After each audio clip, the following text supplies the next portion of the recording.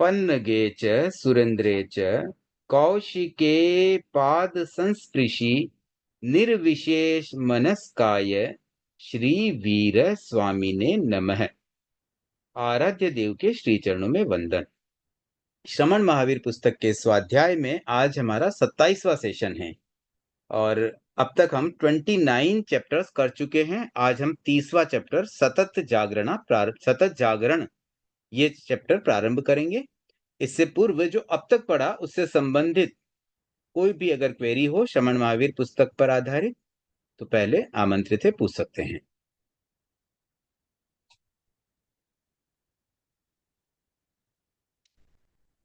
ठीक है, आगे बढ़ते हैं। सतत जागरण, सतत मतलब निरंतर, कंटिन्यूअस, जागरण मतलब जागना। अब यहाँ जो जागरण शब्द है ना, उसका अर्थ हम पहले समझ लें। यहाँ अप्रमाद अवस्था मतलब अवेयरनेस। जब हम जागरूक रहते हैं, अवेयर रहते हैं, उस अवस्था में जब प्रमाद नहीं रहता। और प्रमाद क्या है? आत्मा के प्रति अनुत्साह भाव। तो इसका अपोजिट अप्रमत्त अवस्था यानी कि आत्मा के प्रति उत्साह भाव, यानी कि मैं आत्मा हूं, इस बात की अवेयरनेस हमेशा बनी रहे। ऑलवेज ये बात हमें मेमोरी में रहे कि मैं तो आत्मा हूं। तो बस ये अवस्था ही जागरण है और ये जागरण सतत होना चाहिए। एक क्षण भी प्रमाद नहीं होना चाहिए। एक क्षण का प्रमाद भी दिक्कत पैदा कर सकता है। तो ये सतत जागरणा का क्या महत्व है, ये कैसे प्राप्त किया जाता है, इस संबंध में कुछ चर्चा इस चैप्टर में हो सकेगी। तो जागरण का जो अर्थ मैंने अभी बताया उसी को थोड़ा और पहले हम डिटेल करते हैं कि आत्मा है ये हमें पता है, ठीक है, प्राय हम सबको मालूम ही है, हमने पढ़ा हुआ है, बचपन से हम पढ़ते आ रहे हैं। आत्मा अलग है, शरीर अलग है, हम ये भी जानते हैं। जानना और उस पर एक्टिव होना, अवेयर होना। जैसे कई बार हम खाना खाते हैं, हमें पता है हम खाना खा रहे हैं, लेकिन खाना खाते खाते हम किसी से बात करने लग गए, फोन पे लगे हुए हैं। अब इस बीच में 2 चपाती खाई, 3 खाई कि 4 खाई, हमें भान ही नहीं है। मतलब हमने कैलकुलेशन ही नहीं की, सब्जी कब खत्म हो गई, हम उसके बाद किससे खा रहे हैं, हमें कुछ पता ही नहीं है। बस खा रहे हैं, पेट भरा है, खाना खाया, वो पता है हमें। तो ये जो प्रेक्षया ध्यान में आता है ना, भाव क्रिया, कि जिस समय जो काम कर रहे हो ना, उस समय वहां उस पर अपना फोकस रहना चाहिए। तो ये फोकस आत्मा के प्रति जब हो जाता है ना, हमारा कंटिन्यूअस फोकस आत्मा के प्रति कि मैं आत्मा हूं, मैं आत्मा हूं, मैं आत्मा हूं, ये अवेयरनेस जब आ जाती है तो वो स्थिति आ जाती है अप्रमत्तता की स्थिति या जागरण की स्थिति। और ऐसा हमें लगता हो भले कि हाँ हम जानते हैं, बट एक्चुअल रियल मायने में हम हर समय उतने जागरूक हो नहीं पाते हैं। हम बार बार इस बात को भूल जाते हैं। फॉर एग्जाम्पल, कोई सांप आ गया, सांप दिखा हमें और एकदम डर के भागते हैं। क्यों भाग रहे हैं? हमें पता होना चाहिए कि मैं तो आत्मा हूं, आत्मा को तो सांप कुछ हर्ट कर ही नहीं सकता है, करेगा तो मेरे शरीर को करेगा। तो वो चीज हम भूल ही जाते हैं। हम अपने आप को शरीर मानने लग जाते हैं। किसी ने हमें थप्पड़ मार दी, हम उस पर रिएक्ट करने लग जाते हैं, हम भूल जाते हैं मैं तो आत्मा हूं। शरीर को मार भी दिया, उसको कष्ट भी हो गया, क्या फर्क पड़ा? ऐसे कितनी कितनी बातों में हम बार बार भूल जाते हैं। हम जब किसी पे क्रोध करते हैं, कई बार है ना, क्रोध करने में भी व्यक्ति बहुत ऐसे जागरूक रहते हैं। कई व्यक्ति ऐसे कहते हैं भी मैं गुस्सा बिल्कुल नहीं करता हूँ। कुछ ऐसे अच्छे साधक होते हैं जिनका ऐसा सोचना होता है, मानना होता है कि मैं गुस्सा बिल्कुल नहीं करता, और हो सकता है काफी मतलब बड़े लेवल पर वो उस चीज पे कंट्रोल कर भी लेते हैं। अब देखिए होता क्या है ना, गुस्सा नहीं करना भी कोई बड़ी बात नहीं मानता हूं मैं, सामान्य बात है। अगर कोई व्यक्ति, जैसे घर का कोई मुखिया है और घर में ऐसा वातावरण है कि उसके सामने कोई बोलता नहीं, कई बार ऐसा होता है बड़ों के सामने कोई बोलते नहीं है, तो उसको कोई ऐसी अपॉर्चुनिटी नहीं मिलती। ऑफिस में वो बॉस है, अब एम्प्लॉय तो कोई उसको ऐसी बात बोलने से रहा जिसपे वो गुस्सा करे। और अब वो बॉस है तो बॉस से कस्टमर भी कोई उस तरह से आके डायरेक्ट बात करते नहीं, कस्टमर के लिए बात करने के लिए तो स्टाफ होते हैं। तो उसको अपॉर्चुनिटी नहीं मिलती गुस्सा करने की। अब कभी कभार कोई ऐसा मौका मिल जाए तब तो गुस्सा कर लेता है। तो ये जो अपॉर्चुनिटी वाली बात होती है ना, अभी उसने मेरे साथ ऐसा किया इसलिए मैंने गुस्सा किया, तो उसने ऐसा किया, यही तो परिस्थिथि पर आपको कंट्रोल करना था, वहां हम नहीं कर पाए, वही हमने गुस्सा कर लिया। तो उस समय, जिस समय हमने गुस्सा किया, उस समय हम भूल गए कि मैं तो आत्मा हूं, मुझे गुस्सा नहीं करना है, मेरा स्वभाव क्रोध नहीं है, मेरा स्वभाव तो ज्ञाता दृष्टा भाव है, मुझे इससे रिएक्शन नहीं करना चाहिए। अब ये जो थोड़ी देर के लिए अवेयरनेस चली जाती है ना, बस वहीं पर हम कह सकते हैं कि ये हमारी जागरणा में एक व्यवधान हो गया। मतलब हम जाग रहे थे और एक पल की झपकी आई और झपकी आते ही मतलब चोर ने अपना काम कर दिया। हमें जागकर पहरा देना था और हम अपना पहरा देने में विफल हो गए। तो इस रूप में ये जो जागरणा है अगर हमारी लाइफ में आ जाए, तो बहुत बड़ी एक उपलब्धि हो सकती है। अब इस चैप्टर को हम प्रारंभ करते हैं। अ, पहले थोड़ी संख्या भी कम थी इसलिए मैं थोड़ी भूमिका पे अधिक चला गया। अब सफिशिएंट संख्या भी आ गई है। आज शायद बहुत लंबे गैप के बाद क्लास शुरू हुई है इसलिए कुछ डिले शायद हो गया होगा। अ, इस पुस्तक में वैसे तो रीड करने जैसा मुझे नहीं लग रहा है, फिर भी कहीं कुछ लगे तो आप बता दीजिए। मैं ऐसे ही एक्सप्लेन कर लेता हूँ और कहीं आपको लगे तो आप बीच में मुझे टोक सकते हैं, बीच में रोक सकते हैं और आप जैसे भी चाहें वैसे हम आगे बढ़ सकते हैं। तो जैसे पहले पैराग्राफ में बताया गया कि 3 कंडीशन बताई। पहली है कि अनुरक्ति की आँख से देखें अगर तो क्या होगा, विरक्ति की आँख से देखें तो क्या होगा और एक मध्यस्थता की आँख से देखें। 3 बातें बताई गई। अनुरक्ति का मतलब क्या होता है? अनुराग के साथ। अनुराग यानी कि प्रेम, लगाव, अटैचमेंट या राग कहते हैं हम सिंपल शब्दों में। दूसरा है विरक्ति। विरक्ति इसका अपोजिट हो गया विराग। विराग की भावना यानी कि अ, अनासक्ति की भावना मतलब अटैचमेंट न होना, अप्रियता होना। जैसे संसार से विरक्ति यानी कि संसार के प्रति अरुचि होना।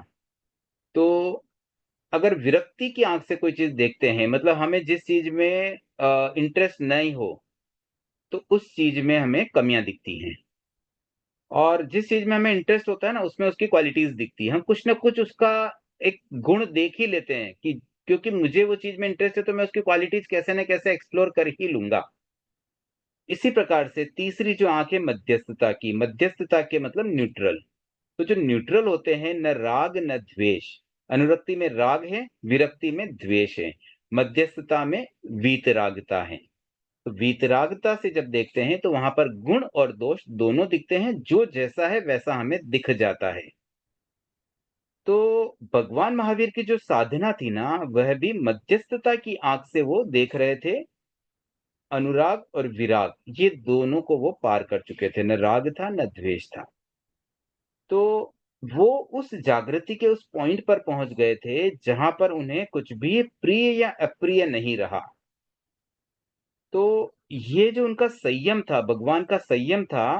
क्योंकि देखिए साधु जब बनते हैं छठे गुण स्थान में, तो छठे गुण स्थान में भी साधुत्व होता है और वहां पर जागरण नहीं होता है, वहां प्रमाद होता है। लेकिन सातवें गुण स्थान और उसके आगे तो जागरण की अवस्था है। तो भगवान ने तो साधना काल में भी मानो बहुत कम समय छठे गुण स्थान में बिताया, ऐसा प्रतीत होता है। अधिकांश समय वो जागरण में ही थे, यानी कि सातवें गुण स्थान में थे, अप्रमत्त अवस्था में थे। तो भगवान का संयम ही मानो जागरण था, भगवान की साधना ही मानो जागरण थी और भगवान का ध्यान भी जागरण था। अब देखिए भगवान महावीर के बारे में कभी कोई ऐसे प्रश्न पूछ सकते हैं, भी कौन है, क्या है? तो क्या हम समझें? तो क्या वो कोई ईश्वर है? नहीं, वो ईश्वर नहीं थे। वो हमारे जैसे ही मनुष्य थे। जैसे हम मनुष्य, वैसे वो भी मनुष्य थे। ऐसे उनके भी शरीर था, ऐसे ही उन्होंने भी माँ की कोख से जन्म लिया। यहीं पढ़े, पले, बड़े हुए, सब कुछ यहीं हुआ। हाँ, पढ़ने में हो सकता है उनको कुछ अवधि ज्ञान की वजह से ज़्यादा पढ़ना न पड़ा, लेकिन जो कुछ भी उन्होंने नॉलेज लिया, थोड़ा बहुत तो लिया ही होगा। तो सब कुछ हमारे जैसे ही उनका भी क्रम चला। तो फिर वो किसी का भाग्य निर्माता नहीं थे, मतलब वो चाहे भी मैं किसी के भाग्य बदल दूं, वैसा उनमें शक्ति नहीं थी। न ही वो सृष्टि का सृजन करने वाले थे या प्रलय करने वाले थे। जैसे हिंदू में मानते हैं ना, ब्रह्मा ने इस सृष्टि को बनाया और इसका प्रलय भगवान शिव को मानते हैं भी, वो प्रलय कर सकते हैं, इस पूरे संसार को वो नष्ट कर सकते हैं। तो ऐसे उनमें ऐसे कोई ईश्वरीय गुण नहीं थे। वे करने, नहीं करने, किसी भी प्रकार से अन्यथा करने में समर्थ ईश्वर नहीं थे। मतलब जो ईश्वर के लिए मानते हैं ना, अभी सर्वशक्तिमान ईश्वर जो कुछ भी करवाता है, सब उसकी कठपुतलियां हैं, वैसा कोई रोल भगवान महावीर का नहीं था। मतलब भगवान महावीर उस रूप में सर्वशक्तिमान ईश्वर तो बिल्कुल नहीं थे, जैसा कि आज लोग भगवान को मानते हैं। कि भाई भगवान तो एकदम सर्वशक्तिमान है, भगवान की इच्छा के सामने कुछ नहीं होता है। यहाँ पर ऐसा कुछ भी नहीं है कि भगवान महावीर की इच्छा के अनुसार हम चल रहे हैं। तो फिर उनमें क्या थी ऐसी खास बात? उनका जो ईश्वर था ना, वो आत्मा से भिन्न नहीं था। हर आत्मा, उसमें उन्होंने परमात्मा को देखा और उस आत्मा को ही उन्होंने ईश्वर माना। मतलब ये जो आत्मा परमात्मा बनती है वही ईश्वर हो जाती है, बस। ये जो चीज उन्होंने प्रस्तुत की, जो बात हमें बताई, उस रूप में ही हम बस उन्हें भगवान मानते हैं, क्योंकि वो आ, एक तरह से वैराग्य भावना थी। ये जो भगवान शब्द है ना, कई बार ऐसे मन में आता है कि हम भगवान शब्द का प्रयोग करते हैं तो कैसे करें, ईश्वर और भगवान में अंतर क्या? हम बोलते हैं भाई भगवान महावीर ईश्वर नहीं है, तो फिर भगवान है ईश्वर नहीं, दोनों तो पर्यायवाची जैसे लगते हैं। तो ईश्वर के लिए यूं समझ लें कि ऐसा एक सर्वशक्तिशाली, जिसमें कोई कमी न हो, जो जो चाहे वो कर सके, वो तो होता है ईश्वर। तो वैसे का किसी ईश्वर को तो हम नहीं मानते। हम किसे मानते हैं? भगवान। और भगवान जो है ना शब्द, वो भग धातु से बना है। संस्कृत में ये जो शब्द होते हैं ना, अगर थोड़ी संस्कृत कभी आ जाए तो संस्कृत में मूल शब्द, मूल धातु या मूल शब्द, दो चीजें संस्कृत इसमें होती है। एक तो शब्द होते हैं और एक धातु होती है। तो ये धातु से बना हुआ है भगवान, मतलब भग को धारने वाला, जिसमें भग की योग्यता हो। तो जैसे धनवान, धन धन को धारण करने वाला धनवान होता है, वैसे भग को धारण करने वाला भगवान होता है। अब भग शब्द में छह बातें आ जाती हैं। इसमें ऐश्वर्य आता है, वैराग्य भावना आती है, ज्ञान आ जाता है, स्मृति आ जाती है। ऐसे कुल छह पॉइंट होते हैं। तो जिनमें ये क्वालिटीज होगी वो भगवान। तो क्योंकि वो केवल ज्ञानी थे इसलिए भी उनको भगवान कहा जाए, तो यहाँ पे उसका अर्थ भी सार्थक हो जाता है। मतलब जो भग धातु से भगवान शब्द बनता है ना, वो यहाँ सार्थक हो जाता है। लेकिन हम फिर भी सर्वशक्तिमान ईश्वर उन्हें नहीं मानते हैं। तो ये क्लियरिटी हमारी हो जाए कि भगवान महावीर को हम किस रूप में माने और क्या उनका स्वरूप है। अब उन्होंने जो बात कही कि आत्मा की स्मृति रहना, बस ये अप्रमाद है, यही जागरण है। जागरण की परिभाषा कितनी सिंपल होगी कि आत्मा की स्मृति रहना, मैं आत्मा हूं, बस इस बात की अवेयरनेस जब किसी जीव में रहे तो मानो वह जागरण अवस्था में है। और जब वह ये भूल जाता है कि मैं आत्मा हूं, और उस समय वो जो भी कार्य करता है वो सारे निद्रा में किए जाने वाले कार्य, समझ लें अजागरण की अवस्था वाले कार्य हो जाते हैं। तो आत्मा की विस्मृति होना प्रमाद है और आत्मा की स्मृति होना अप्रमाद है। और आत्मा की जब सतत स्मृति होती है, सतत मतलब सतत जागरण जो शब्द आया है ना, उसका मतलब ये होता है कि फिर तो वह परमात्मा बन जाता है।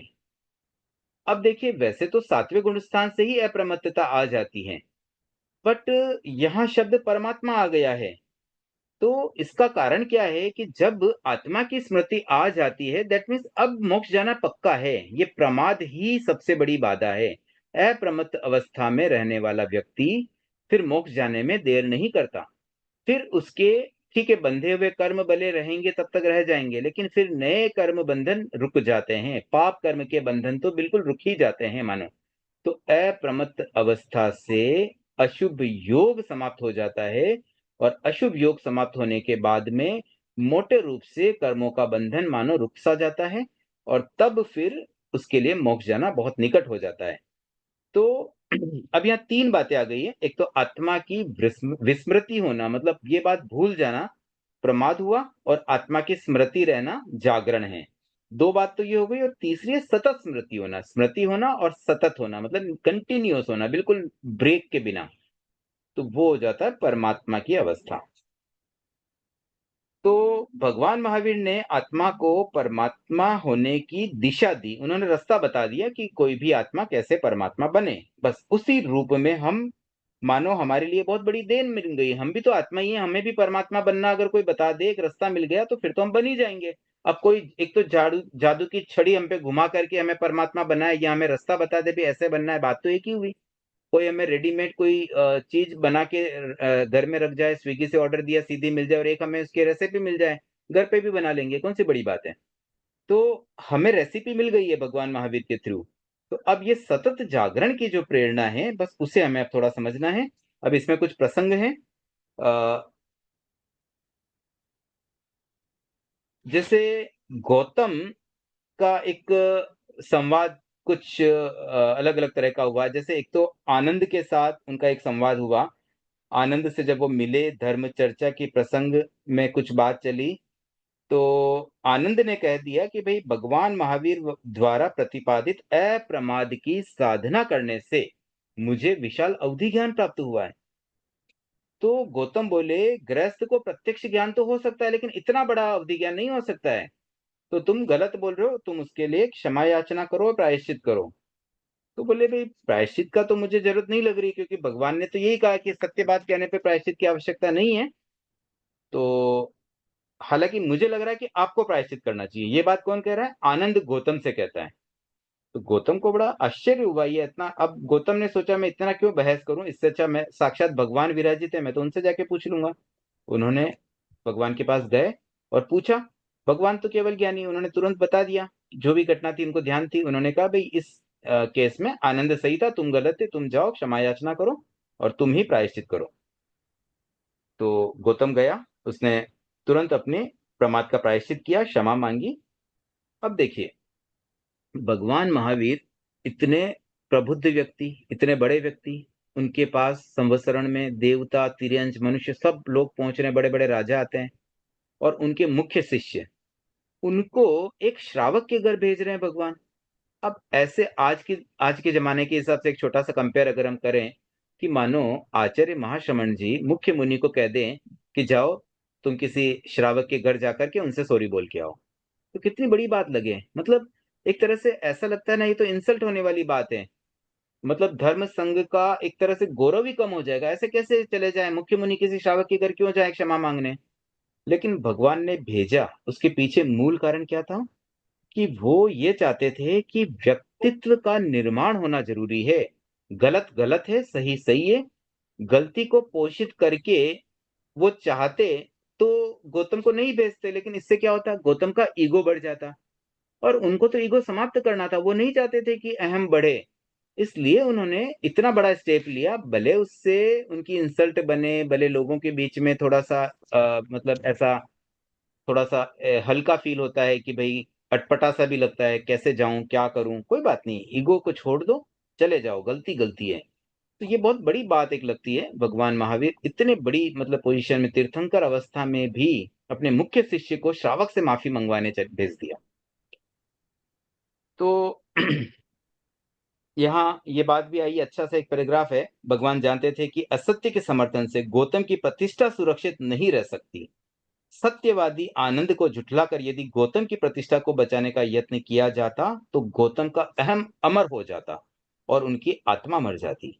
आत्मा का हनन भगवान को क्षण भर के लिए भी इष्ट नहीं था। फिर वे क्या करते? गौतम की आत्मा को बचाते या उनके अहम को। तो भगवान ने धर्म का पहला पाठ दिया जागरण और अंतिम पाठ दिया जागरण।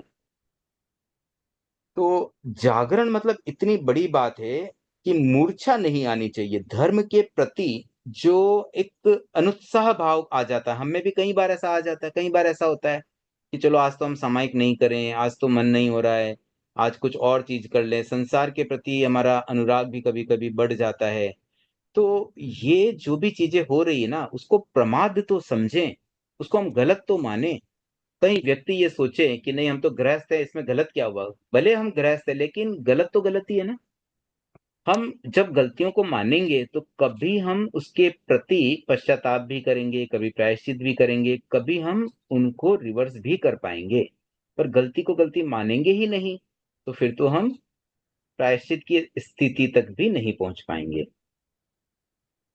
तो इस तरह से ये एक आनंद की घटना, और बाद में कुछ और प्रसंग ऐसे हुए कि गौतम किसी को दीक्षित करते और दीक्षित करके भगवान के पास ले आते, और वो दीक्षित नवदीक्षित संत वहाँ प्रवचन में जो अलग-अलग मतलब परिसर लगी हुई थी, अलग-अलग जो एरियाज़ डिवाइड थे, केवल ज्ञानियों के लिए अलग जगह थी, तो वो केवल ज्ञानियों वाले एरिया में जाने लगे। तो गौतम ने उन्हें रोका कि तुम वहाँ मत जाओ भई, ये केवल ज्ञानियों के लिए रिज़र्व है। तुम बाकी संत बैठे, वहाँ जाके बैठो। तो भगवान ने फिर गौतम को टोका कि इन्हें मत रोको, ये केवली हो चुके हैं। गौतम बड़ा सरप्राइज हुआ, अरे अभी तो मैंने इनको दीक्षा दी, ये केवली हो गए, मैं तो कब से दीक्षित हूँ, इतने साल हो गए मुझे साधना करते हुए, मुझे बोधि प्राप्त नहीं हुई, इन्हें कैसे हो गई। खैर कोई बात नहीं, भगवान ने कह दिया तो वो कैसे मना करे। ऐसी कई बार ऐसी घटनाएं घटी। और भी एक ऐसे ही प्रसंग आया जब कोई उनके शिष्य, और सेम वही सीन हुआ, वो केवल ज्ञानियों की परिषद में बैठने लगे तो गौतम ने रोका, भगवान ने टोका, और पुनः जब उन्हें लगा, अब इन बातों से गौतम थोड़े व्याकुल हो गए। ये क्या चल रहा है भाई, मैं इतने समय से धर्म कर रहा हूँ, इतने समय से साधना कर रहा हूँ, भगवान महावीर में मेरी अटल आस्था है, इतना मैं स्ट्रांग फॉलोअर हूँ, फिर भी मुझे केवल ज्ञान नहीं मिलता, इन्हें हो जाता है, ऐसा क्या हो गया। तो उन्होंने भगवान से प्रश्न कर लिया कि क्या चल रहा है, ये क्यों हो रहा है।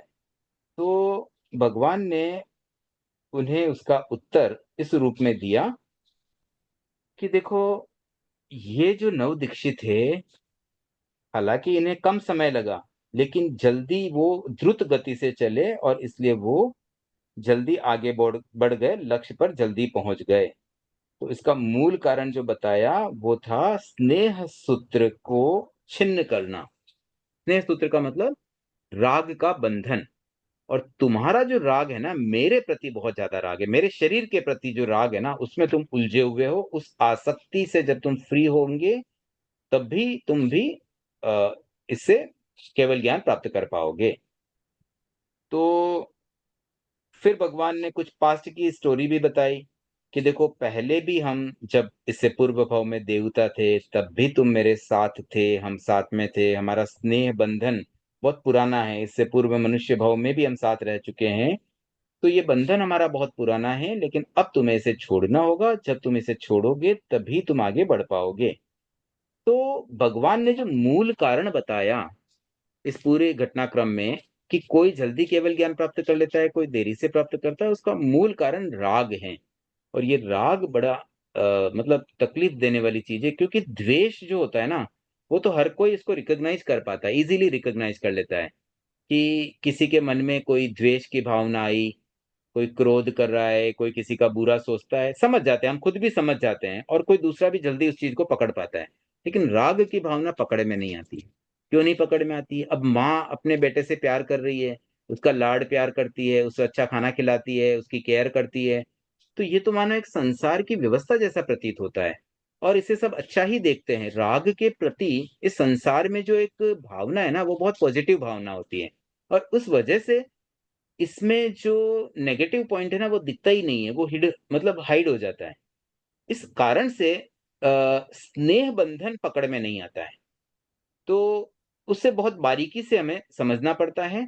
और जब राग छूटता है ना, वो बहुत बड़ी बात होती है। द्वेष छोड़ना बहुत आसान है, इसीलिए तो वीत द्वेष नहीं, वीत राग कहा जाता है। ऐसे तो राग द्वेष दोनों को जीतना होता है, तो राग को भी जीता, द्वेष को भी जीता, तो फिर उसको वीत राग वीत द्वेष क्यों नहीं कहा जाए? क्योंकि द्वेष छोड़ना बहुत आसान है, द्वेष तो कोई भी छोड़ देता है, बट राग छोड़ना बहुत कठिन है। तो गौतम का भी वही प्रॉब्लम था कि भाई तुम राग को छोड़ नहीं पा रहे हो। और फिर गौतम के लिए यह एक बात कह दी कि पल भर भी प्रमाद मत करो। तो ये बात उत्तराध्ययन सूत्र में एक पूरा चैप्टर इसी टॉपिक पर आता है, जिसमें गौतम को बार बार हर शिक्षा के साथ अंत में कहा जाता है आ, समयम गोयम मापमाये, मतलब पल भर भी प्रमाद मत करो। तो ये जो बहुत बड़ी बात है कि प्रमाद ही सब प्रॉब्लम्स की जड़ है, जो भी दिक्कतें आ रही है उसका मेन कारण प्रमाद है। और जैसे ही ये प्रमाद छूटता है ना, रास्ते बहुत आसान बन जाते हैं। तो मानो एक साधना का एक रहस्य हमारे सामने आ गया, सतत जागरण। हम भी अगर साधना करना चाहते हैं, धर्म के मार्ग पर आगे बढ़ना चाहते हैं, तो हमें भी यही करना होगा कि हम सतत जागरण की ओर आगे बढ़ें। मैक्सिमम टाइम हम जागरण अवस्था में रहें, आत्मा के प्रति उत्साहित रहे, धर्म के प्रति हमारा उत्साह बना रहे। जैसे ही वो नीचे जाने लगता है, फिर हम उसको उठा लें। ये पुरुषार्थ का एक रोल यहाँ पर हमारे लिए उपयोगी हो सकता है। और इस तरह से अगर हम इस सतत जागरणा चैप्टर के भाव को, सार को अपने जीवन में भी कुछ अपना लें, तो बहुत ही अच्छा हमारे मतलब लक्ष्य के प्रति जो आगे बढ़ने का हमारा पथ है, वो बहुत शॉर्ट हो सकता है। हम जल्दी से अपने लक्ष्य को प्राप्त कर सकते हैं। अब हालाँकि इस चैप्टर में कुछ-कुछ बातें शायद छूट भी गई होगी, तो पहले कोई जिज्ञासा हो, तो एक बार यहाँ तक पूछ लें, उसके बाद में कुछ-कुछ चीज़ें जो बीच में छूटी है, उसको भी कवर करने का प्रयास करूँगा।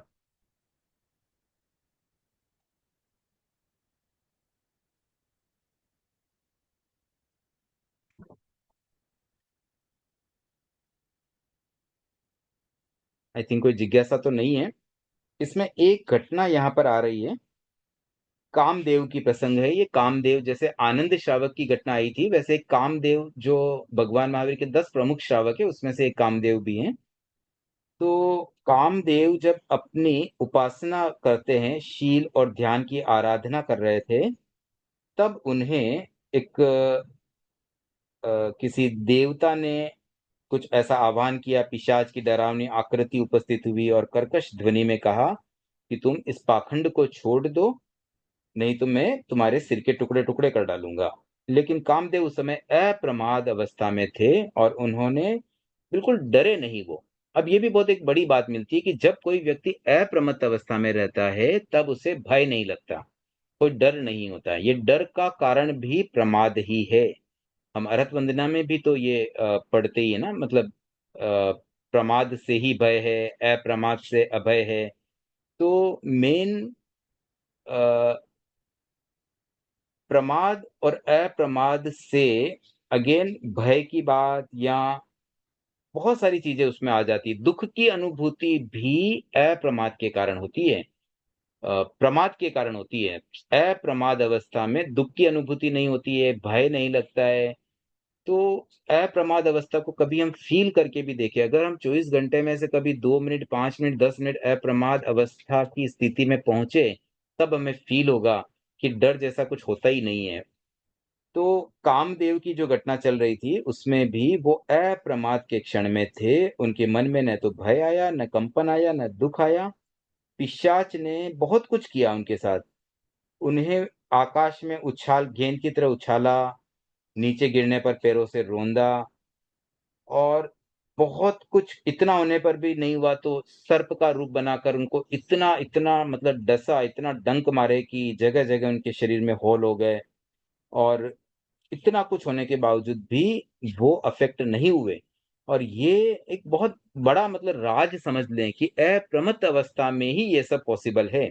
आज भगवान की साधना के भी जब हमने ये प्रसंग सुने कि कैसे-कैसे उन्हें विघ्न आए, तो एक्चुअली उन्होंने विघ्नों को सहा नहीं, उन्हें कुछ फ़ील ही नहीं हुआ। मतलब वो अप्रमत्त अवस्था में, क्योंकि उनको पता है ये तो मेरा शरीर है, मेरे साथ तो कुछ हो ही नहीं रहा है। जब ये भावना स्ट्रॉन्गली आ जाती है, तो फिर न शरीर में दर्द होता है, न कोई तकलीफ होती है। तो वैसी ही कुछ स्थिति कामदेव की भी हुई। तो ऐसे अ, बहुत सारी ऐसी-ऐसी घटनाएँ हैं जो अप्रमत्त अवस्था में, चाहे श्रावक हो, चाहे साधु हो, और जो अप्रमत्त रहते हैं, वो न तो इन तकलीफ़ों में फँसते हैं, न घबराते हैं, न डरते हैं, न कोई उन्हें दुःख की अनुभूति होती है। तो एक बहुत ही आनंद पूर्वक जीवन जीते हुए जल्दी से जल्दी एक मोक्ष का शॉर्टकट भी हम कह सकते हैं अप्रमाद को भी। किसी ने हैंड रेज़ किया था?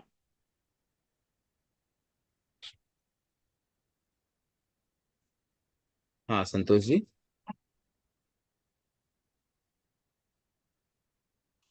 म्यूट है आप?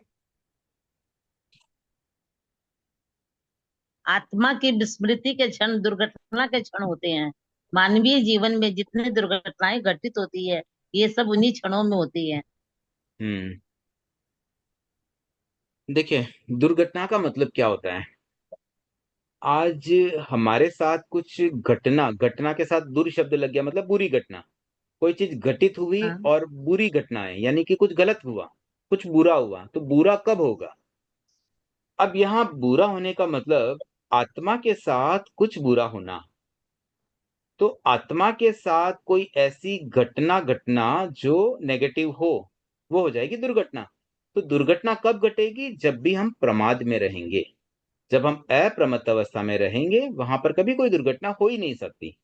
अब जैसे सड़क हादसे की भी बात करें, जैसे हम नॉर्मल जो अपनी सांसारिक दुर्घटनाएं की बात करें, वहां पर भी तो यही बात होती है कि अगर हम अवेयर रहते हैं, जागरूक रहते हैं, तो वहां दुर्घटना घटेगी नहीं। हम अगर सतत जागरूक हैं, कंटिन्यूस अवेयर हैं, तो कोई गड़बड़ नहीं होती है। जैसे ही हम कुछ प्रमाद करते हैं, जैसे कोई ड्राइवर झपकी ले ले, कहीं ध्यान भंग हो जाए, बात करने लग गया, फोन पे लग गया, कुछ ऐसा कुछ ना कुछ मतलब उसका अवेयरनेस में कमी आई, जागरूकता गई और दुर्घटना घटी। तो वैसे ही ये तो सांसारिक दुर्घटनाओं की बात है, वैसे ही आध्यात्मिक क्षेत्र में मतलब आत्मा के साथ में कोई भी काम गलत, यानी कोई कोई बुरे कर्म भी नहीं बंधेंगे। कोई गलत काम हमारे साथ होगा ही नहीं अगर हम जागरूक रहेंगे। अगर हम कंटिन्यूस जागरूक हैं, अब जैसे हम जागरूक है, हमें गुस्सा नहीं करना है, और हम सतर्क है, जागरूक है, बिल्कुल गुस्सा नहीं कर रहे हैं, कोई हमें कितना भी सुना रहा है हम शांत रहते हैं, तो फिर हमारे बुरे कर्म बंधेंगे ही नहीं, तो हमारे साथ में कोई गलत घटना फ्यूचर में भी नहीं होगी। तो ऐसे जितनी भी आध्यात्मिक दुर्घटनाएं घटती है वो सारी प्रमाद के क्षणों में ही होती है।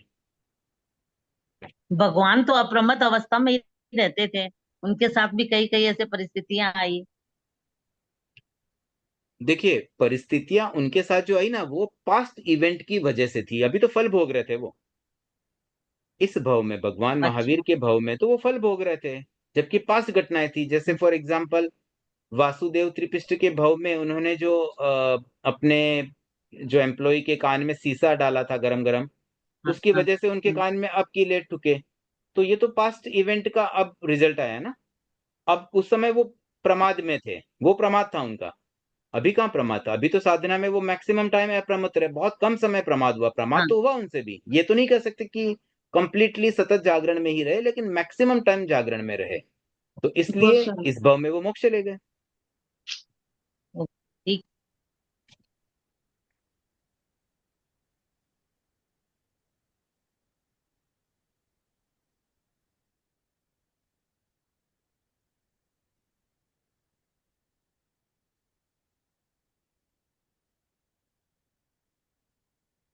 एक और घटना है यहाँ पर, जो मैंने बीच में कुछ कुछ जो मिस किया था उसी में से, एक महाशतक। महाशतक, महाशतक की एक घटना है।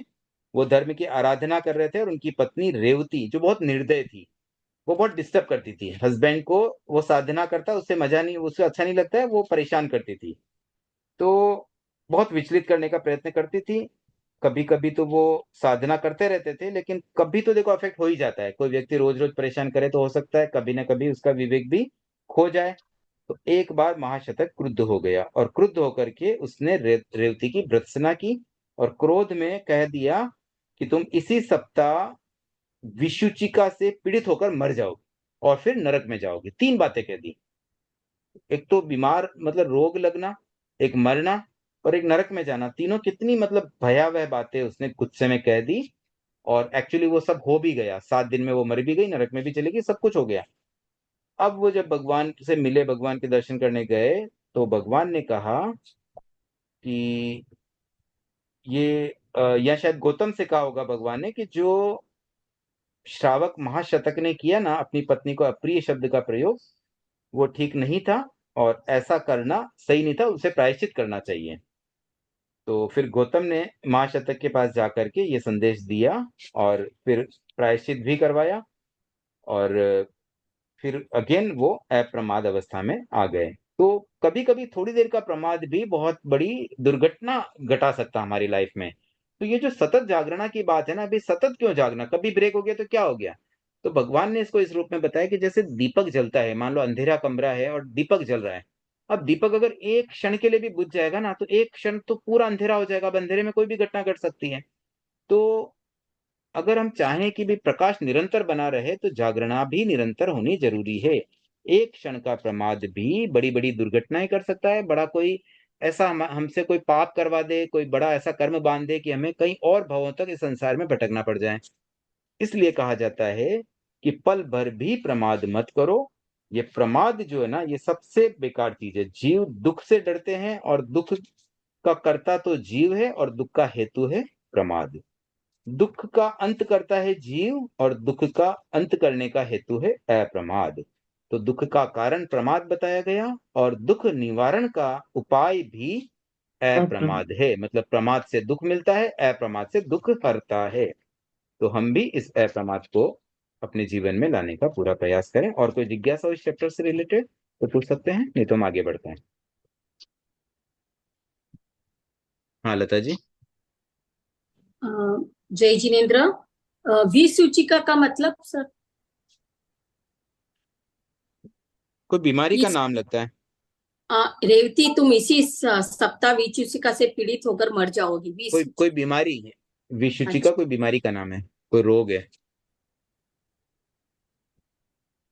Thank you sir.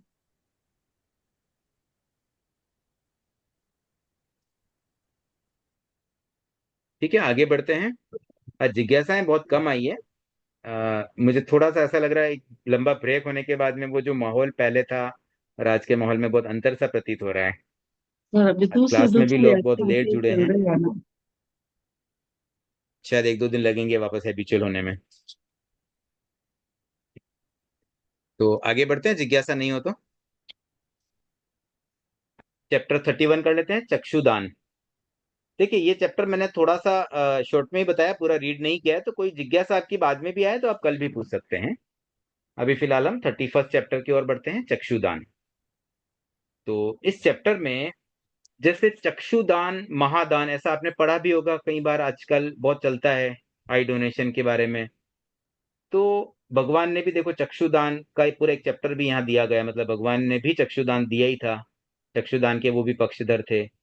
तो ये चक्षुदान का क्या है चक्कर, क्योंकि हम तो चक्षुदान को ऐसे धार्मिक तो नहीं समझते हैं। आप प्राय शायद कोई नहीं समझते होंगे, कुछ लोग समझते भी हैं। तो कुछ व्यक्ति तो इसे एक पुण्य का निमित्त मानते हैं, भाई चक्षुदान करने से पुण्य मिलता है। कुछ मानते हैं कि भाई इससे कोई धार्मिक एक्टिविटी नहीं है, केवल एक सोशल कॉज है।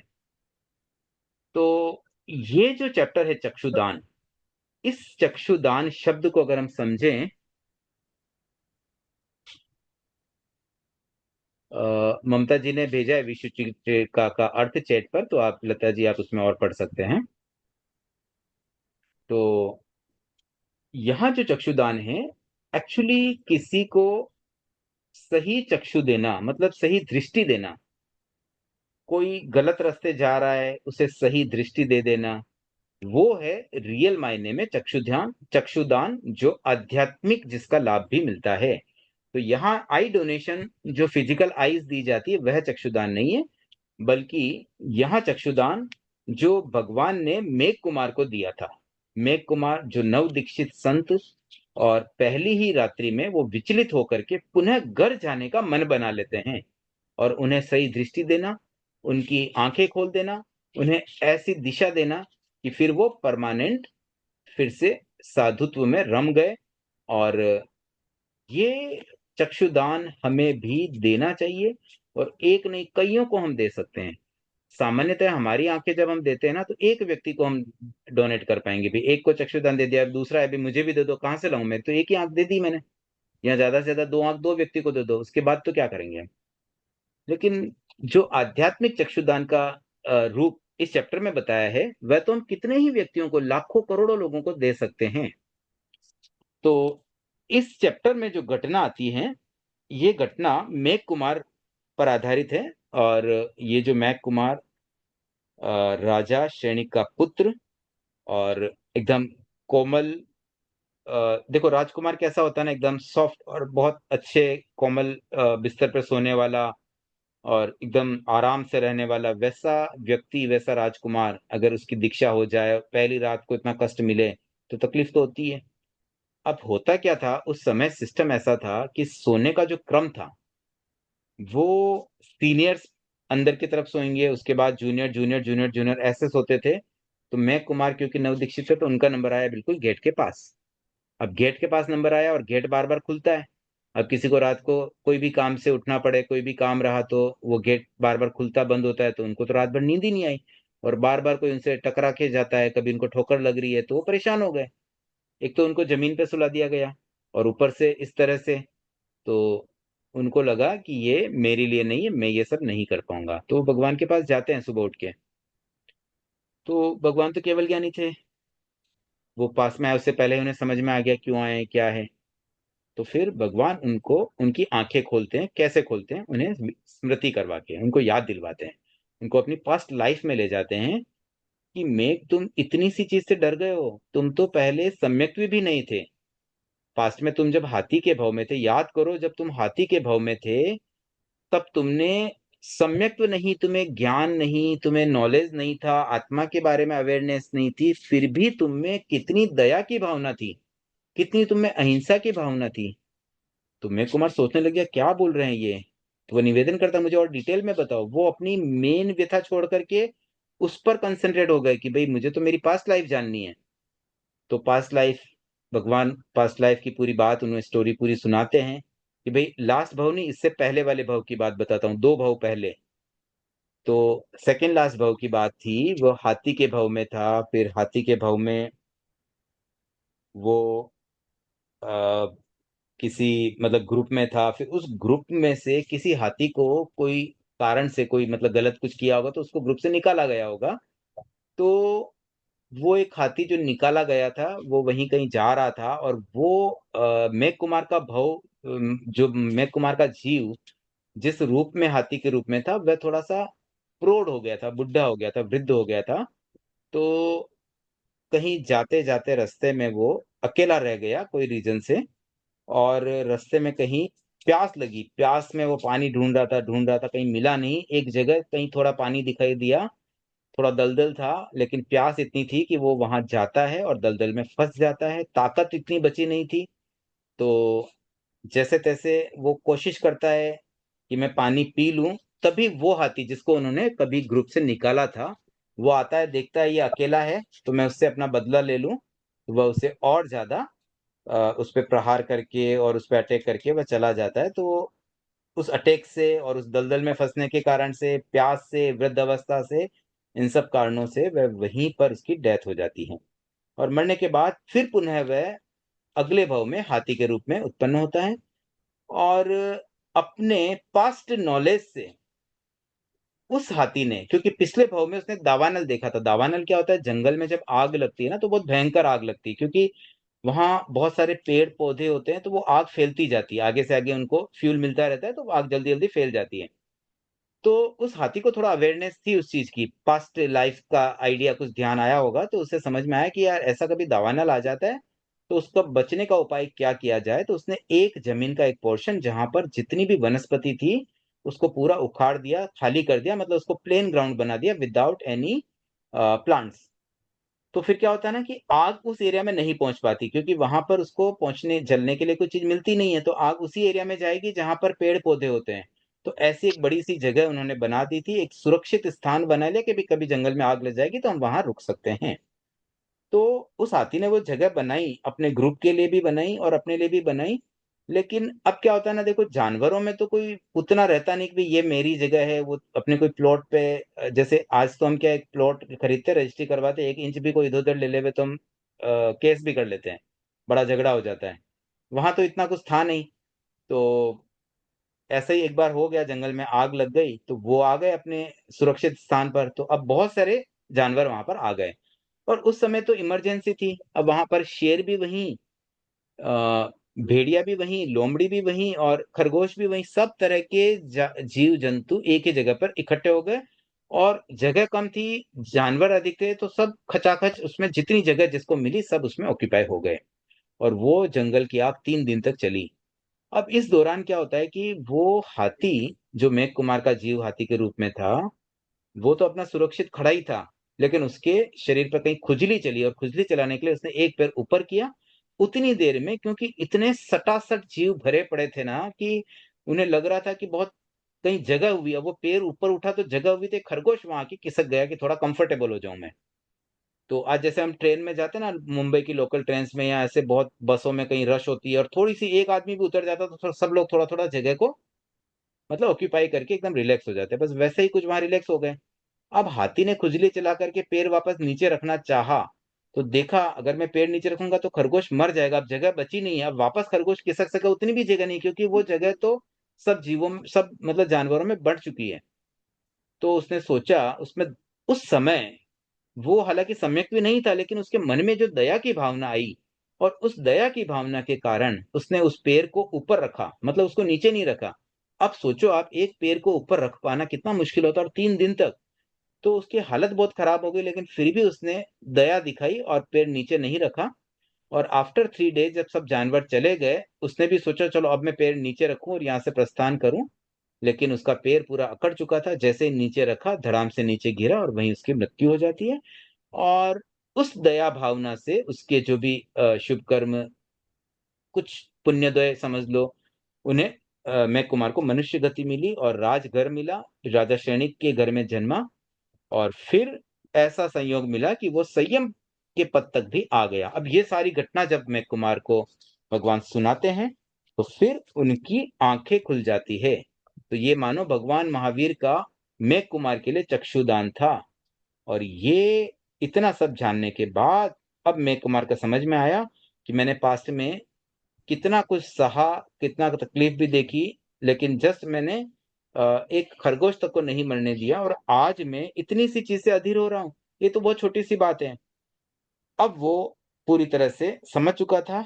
और फिर भगवान जब उससे पूछते हैं बोलो अब क्या चाहते हो, तो उसने कहा बस अब कुछ नहीं चाहता हूँ, मैं तो आपकी शरण चाहता हूँ, और अब मुझे मूर्छा में नहीं जाना है, और अब मैं कोई भी तरीके से ये दीक्षा से वापस पीछे नहीं हटूंगा, और मुझे तो बस अब आगे ही बढ़ना है, मोक्ष की ओर आगे बढ़ना है। तो इस तरह से इस चैप्टर में, चक्षुदान चैप्टर में, मैं कुमार की घटना के द्वारा ये बताया गया कि कैसे हम छोटी सी बात से, जब छोटा सा एक प्रमाद आ जाता है, कैसे हम विचलित हो जाते हैं, और फिर उस विचलन में जब कोई हमारी आंखें खोल दे, कोई सही रास्ता बता दे, तो वह उस व्यक्ति के लिए जिसे ये चक्षुदान मिलता है कितना उपयोगी हो जाता है। हाँ, जिज्ञासा कुसुम जी सिंगी। हाँ सर, लास्ट पिछला वाला चैप्टर है, हम्म, पेज नंबर 91। ये जो गौतम जब के भगवान के आश्वासन से गौतम में नव चेतन संचार हो गया, उसके पेज बाद नंबर वाला पैराग्राफ 191, लास्ट वाला पुरानी बुक का पैराग्राफ। पेज नंबर कोई बता दें। पुरानी बुक चैप्टर का कौन तो सा है मुझे नहीं पता।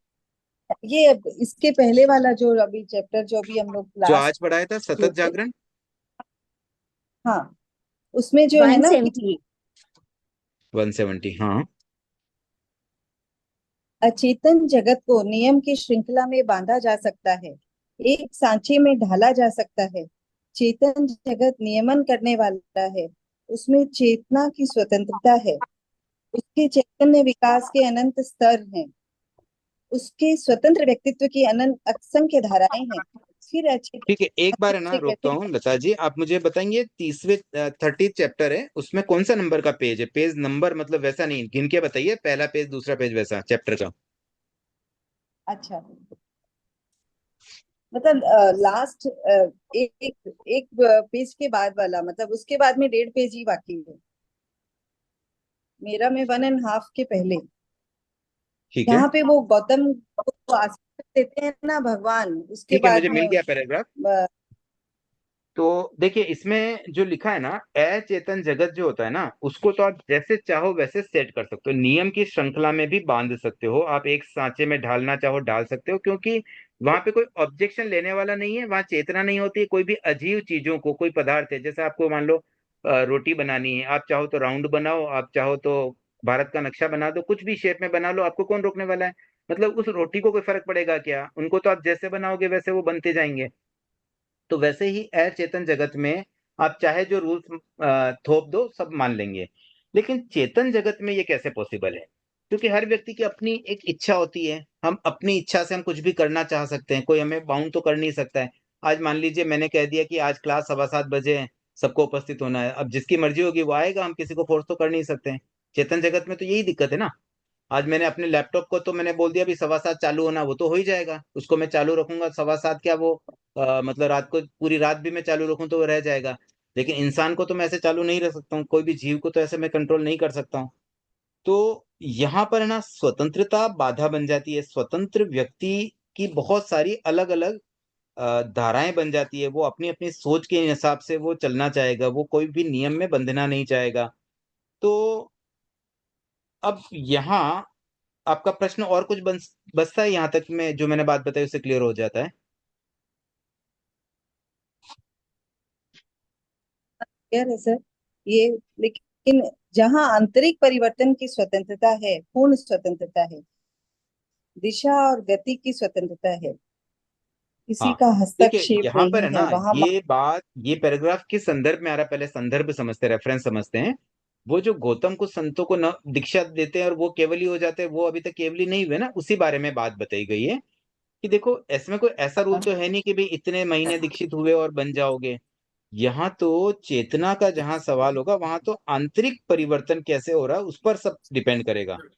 तो जहां आंतरिक परिवर्तन की स्वतंत्रता है, पूर्ण स्वतंत्रता है, दिशा और गति की स्वतंत्रता है, किसी का हस्तक्षेप नहीं है, वहां पर मार्ग छोटा और लंबा होगा ही। क्योंकि कोई उसको किस रूप में लेता है, कोई अंदर से तुरंत बदल जावे, कोई नहीं बदले। आज मान लो मां श्रमण जी ने दो संतों को दीक्षा दी, अब एक संत तो एकदम जागरूक बन जाए और एक अंदर से उनका मन अभी तक हो ही नहीं रहा है, तो अब अंदर के मन को वो कैसे बदले, अंदर की चेतना को कोई कैसे बदले? तो ये चीजें हाथ में नहीं होती हैं, इसलिए वहां कोई ना कोई भेद तो रहेगा ही। कोई जल्दी कोई शॉर्टकट लेगा, कोई लंबा मार्ग लेगा, कोई जल्दी जल्दी का टास्क करेगा, कोई फास्ट करेगा, कोई स्लो करेगा। इस तरह से ये अंतर का कारण भगवान ने बताया कि भाई चेतन जगत में तो ये भेद आने ही वाला है। अचेतन हो ना, तब तो हम कर सकते हैं, दो चीजों को एक जैसा बना दिया तो बन जाएगी। पर जीवों को हम कैसे बनाएं, कोई दो साधु साथ में मोक्ष कैसे जाएंगे? थैंक यू सर, क्लियर हो गया। लता जी, आपकी कोई जिज्ञासा है? पहले का एंड्रेज है। संतोष जी? ये इसके नेक्स्ट वाला पेज है ना, काट काट को भेद देने वाला मधुकर कमल कोश में भी बंदी बन जाता है। इसके नेक्स्ट पेज पे ऊपर हाँ, वाला यहाँ पैराग्राफ। पर है ना बात की है स्नेह सूत्र की, कि ये स्नेह सूत्र है ना बहुत खतरनाक है। क्यों खतरनाक है उसका एग्जाम्पल दिया कि ये जो भंवरा होता है ना, भंवरा, वो कमल के कोश में इतना उसको वो स्मेल इतनी अच्छी लगती है ना, वहां से वो निकल ही नहीं पाता, वो उसमें बंद हो जाता है। मतलब वो कोश इतना मजबूत नहीं होता है कि उसमें वो बंध जाए, वो लकड़ी को भी भेद कर निकल सकता है, उतना पावरफुल भंवरा वो कमल कोश में भी कैद हो जाता है, जस्ट बिकॉज ऑफ वो आसक्ति, उसको जो स्मेल आ रही है ना वो स्मेल छूटती नहीं है। इस वजह से तो ये स्नेह सूत्र को जब तक छिन्न नहीं करेंगे, जब तक उसको नहीं तोड़ेंगे, ऐसे ही हम आसक्ति में इस संसार में भटकते रहते हैं। ठीक है।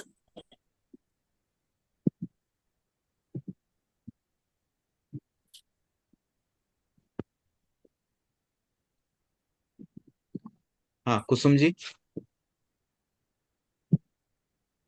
नहीं, एक और कुसुम जी है।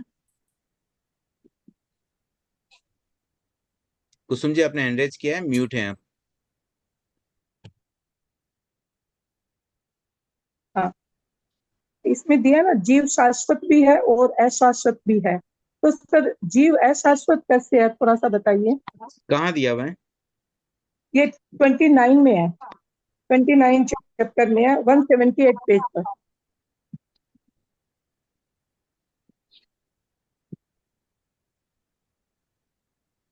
29 चैप्टर में एक्चुअली पेज हम्म। नंबर मेरी पुरानी बुक है तो अलग मिलेगा। आप ऐसे ओके, बताइए ना, पेज पेज में से कौन सा नंबर का है? थर्ड पेज फर्स्ट, पे, थर्ड पेज पे, third page. Okay. Third page पे सेकंड। हाँ हाँ, देखिए यहाँ पर जो बात आई है ना, जीव शाश्वत या अशाश्वत, तो वो शाश्वत भी है हाँ। अशाश्वत भी है। यहाँ पर देखिए हम्म। इस चैप्टर में अपेक्षा से बताया गया, ये सापेक्षता का चैप्टर है, सह अस्तित्व और सापेक्षता। तो दो विरोधी बातें साथ में कैसे रह सकती है, तो उसको समझाया गया कि जीव को शाश्वत भी बताया, अशाश्वत भी बताया, दोनों साथ में इसलिए हैं क्योंकि गुणों से जीव शाश्वत है और पर्यायों से जीव अशाश्वत है। पर्याय बदलते रहते हैं, उस दृष्टि से अशाश्वत है। और जो जीव में चेतना गुण है जो सदा साथ रहता है, उस वजह से वो शाश्वत है। ओके सर, धन्यवाद सर। ओम मैडम। ठीक है, तो आज के लिए इतना ही रखते हैं, और कोई जिज्ञासा नहीं है। आज हमने 2 चैप्टर किए हैं, कल 32 चैप्टर, समता के 3 आयाम। और इससे पूर्व अगर आज जो पढ़ा है उसमें कोई जिज्ञासा रह जाए तो आप कल स्टार्टिंग में भी पूछ सकते हैं। तो आज के लिए इतना ही रखते हैं। ओम अरहम।